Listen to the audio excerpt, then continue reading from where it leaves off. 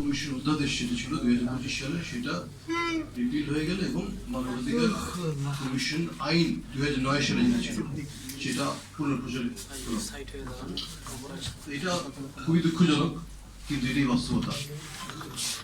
এখানে আমাদের কয়েকটা আইনি বিষয়গুলো একটু বুঝতে হবে, কি সবাইকে বুঝতে হবে, কারণ এই ব্যাপারে নলেজ থাকলে আমরা কিন্তু আসলে অ্যাওয়ারনেস ক্রিয়েট করতে পারবো এবং এই ব্যাপারে কথা বলতে পারবো।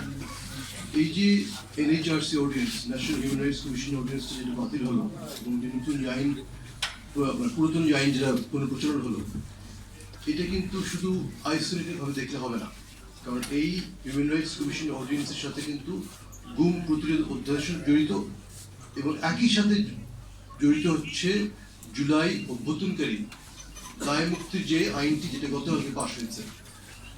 আপনারা জানেন যে ওই আইনে কি বলা ছিল? ওই আইনের 4 ধারে বলা আছে যে যারা গণঅভ্যুত্থানকারী অংশগ্রহণের কারণে যেসব জুলাই যোদ্ধারা অংশগ্রহণ করেছে তাদের বিরুদ্ধে কিন্তু কোনো ধরনের মামলা দায়ের করা যাবে না, কোনো কোর্টে মামলা দায়ের করা যাবে না।